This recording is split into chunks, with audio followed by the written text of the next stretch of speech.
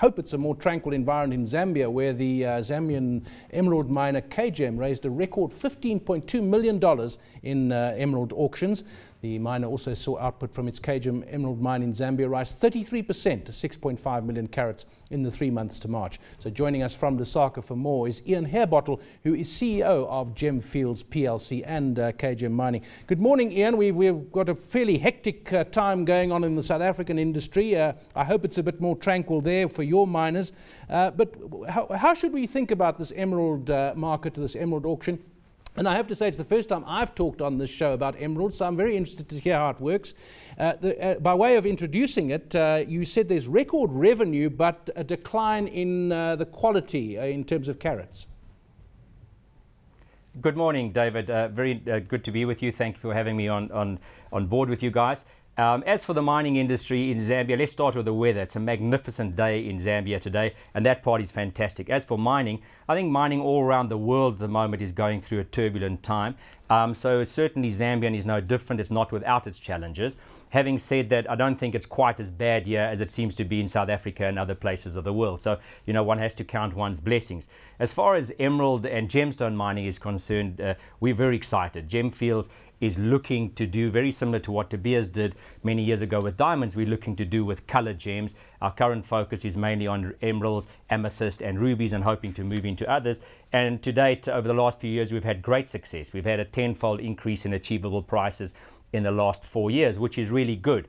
Moving on to the auction, the last auction we had was just over a month ago. It was the first emerald auction that we had in Zambia. And while the overall results were pleasing, as you know, 15 million for our lower quality auctions, we have two kinds of auctions, the lower quality goods and the higher value goods.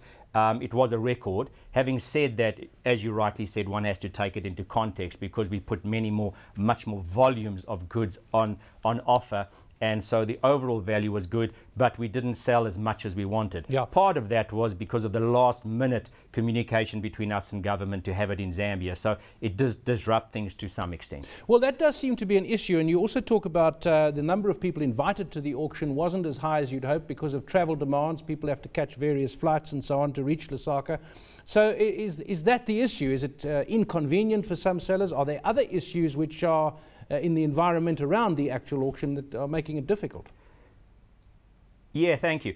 We invited as many people as we normally would. But as I said, you know, we were discussing with government for a long time about including Zambia on the circuit. To date, Gemfields has been having Zambian emerald auctions in different places around the world, including we had 2 in Johannesburg, in London, in Singapore. The reason we had it outside of Zambia to date is, you must remember, 1/3 of the world's emerald supply comes from Colombia, 1/3 from Brazil, 1/3 from Zambia.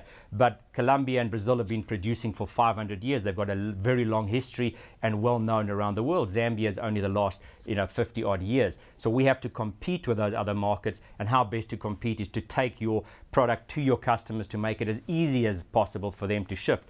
We then discussed with the government that we would look to move it to Zambia at some point, but at the very last minute we were told we must do it here now. So that disrupted things, and certain people couldn't get tickets or couldn't get visas, etc. So our communication with the government continues to be, while we are very supportive. If you look over the last few years, Kagem has been exporting about 40% of Zambian's emerald supply, but responsible for about 90% of the cash and the taxes and royalties, etc. paid. So we're very proud of what we've done, and we want to continue this growth. But in order to do that, we need direction and stability and security as far as the market is concerned. But fortunately, we're in constant communication with government, and so far, things look to be going in the right direction. So I'm very happy for that. You're also talking there, obviously, all auctions, the people selling the stuff reserve the right to say we have a minimum price, and that does two things. It gets you the price you want, but it also keeps supply from the market. What influence can you have on the market in terms of your positioning in the bigger picture? Well, the minimum price, we know how hard we have to work to get our gems out the ground. The world population is growing. For 6,000 years of mankind's recorded history, colored gems were the most revered of all luxury goods, for at least 5,000 of those. So there's a natural inherent love for color in mankind. For the last 100 years or so, mankind has moved from colored gems onto luxury goods, handbags, watches, etc. But it's all about marketing and promoting and developing that market. So we certainly believe there's a big chance to go forward. The reason we put this minimum price is we realize there's a limited supply, growing demand as we continue to market and promote the goods, and we're not prepared to sell our goods at lower than that price. Having said that, I just see today in the media there's talks about Shell and BP manipulating fuel prices possibly, etc. Certainly Gemfields is probably 20%, represents 20% of the world's emerald supply.